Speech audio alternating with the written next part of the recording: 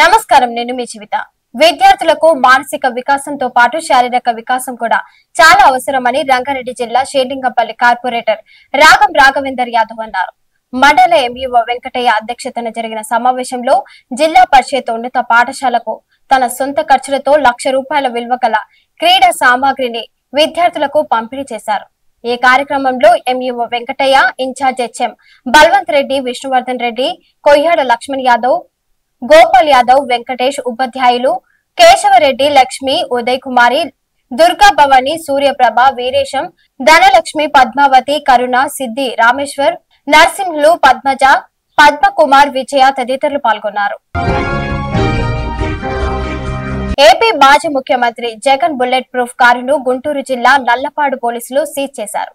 పాడపల్లిలో YCP కేంద్ర కార్యాలయానికి వెళ్లిన పోలీసులు ఇన్ఛార్జ్ అప్పిరెడ్డికి నోటీసులు అందజేశారు.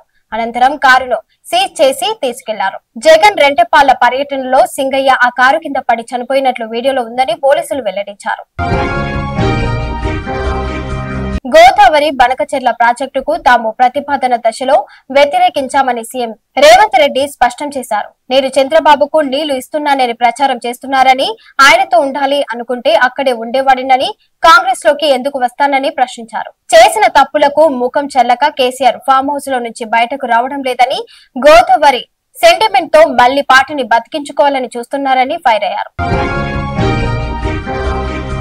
గోదావరి నీటిపై ఏపీ సీఎం చంద్రబాబు మాయమాటలు చెబుతున్నారని బీఆర్ఎస్ నేత జగదీష్ రెడ్డి విమర్శించారు. గోదావరి, కావేరీ నదుల అనుసంధానం అంటూ ఆయన కుట్ర చేస్తున్నారని ఆరోపించారు. మిగులు జలాలు సముద్రంలో కలుస్తాయి అనేది పెద్ద మోసమని, లేనిది ఉన్నట్లు ఉన్నది లేనట్లు చంద్రబాబు చేస్తున్నారని, ఈ కుట్రకు రాష్ట్రంలోని బీజేపీ ఎంపీలు వ్యతిరేకించాలని, రాష్ట్ర ప్రజల కోసం కొట్లాడాలని ఆయన వ్యాఖ్యానించారు. Thanks for watching.